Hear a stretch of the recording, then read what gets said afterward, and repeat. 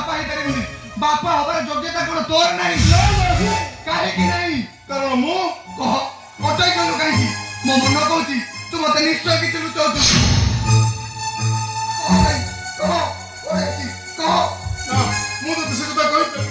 ତତେ କହିବାକୁ ହବ। ମୋ ଜୀବନ ଚାଲିଗଲେ ବି ମୁଁ ତତେ ସେ କଥା କହିପାରିବିନି। କାହିଁକି କହିପାରିବୁନି? କାହିଁକି କହିପାରିବୁନି? ତୁ ମତେ ଏମିତି ଭୁଲ ବୁଝିଲାରେ ମନୁଆ। ମୁଁ ତତେ ହାତ ଯୋଡୁଛି, ତୁ ମତେ ଏମିତି ଧର୍ମ ସକଟରେ ପକାନା। ଏ ମନୁଆ, ମୁଁ ତତେ ହାତ ଯୋଡୁଛି ରେ, ତୁ ମତେ ସେ କଥା ପଚାରିଲା, ମୁଁ ତତେ କହିବି। ତତେ କହିବାକୁ ହବ। ମୁଁ ତୋର କିଛି କଥା ଶୁଣିବିନି। ତୁ ମତେ କିଛି ପଚାରେ ନା, ମୁଁ ତତେ କିଛି କହିପାରିବିନି। କହ ଭାଇ, କାହିଁକି ତୁ କହିପାରିବୁନି? କାହିଁକି ନା ତୁ ମୋର ଗୋଟେ କଥା ରଖିବୁ। ତୁ ମୋ ମୁଣ୍ଡ ଛୁଇଁ ନିୟମ କରି କହିପାରିବୁ। ମୁଁ ତତେ ଯାହା କହିବି ତୁ ମୋ କଥା ରଖିବୁ।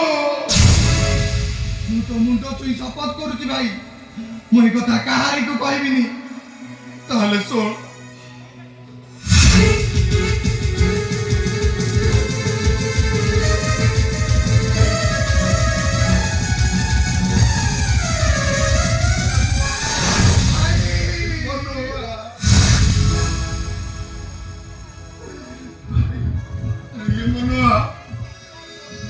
ଜୀବନ ମରଣର ଦୋଷକି ଉପରେ ଠିଆ ହେଇ ଅଛି ମୋ ଭାବ।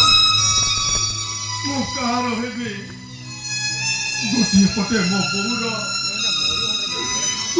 ମୋ ବୋଉର ଶପଥ, ଆଉ ଅନ୍ୟପଟେ ତୋ ଭାଉଜର ଛୁଆଟିଏ ପାଇଁ ଆକୁଳ ନିବେଦନ। ମୁଁ କାହାର ହେବି? ଶ୍ରାବଣୀର କୋଳ ପୂର୍ଣ୍ଣ କରିବାକୁ ଯାଇ ମୋ ମାର ଶପଥ ଭାଙ୍ଗିଦେଲି। ନା, ମୋ ମାର ଶପଥ ରଖିବାକୁ ଯାଇ ଶ୍ରାବଣୀର କୋଳ ଶୂନ୍ୟ କରିଦେବି।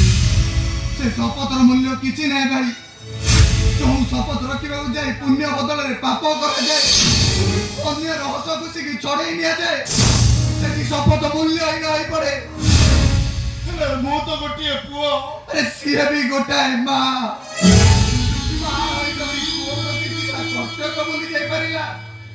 ମାତା ଯଶୋଦା ଦେବକୀ ଚରିତ୍ରକୁ ସହାର କରି କୈକେୟୀ ସାଜି ପାରିଲା, ତାହେଲେ ତୁ କାହିଁକି ପାରିବୁନି?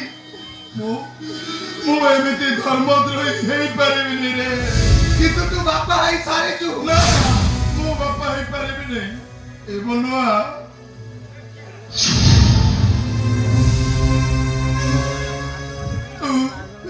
ତୁ ସେ ଛୁଆଟା ଜନ୍ମ ହବା ଆଗରୁ ତୁ ସେ ଛୁଆଟାକୁ ନଷ୍ଟ କରିଦେ।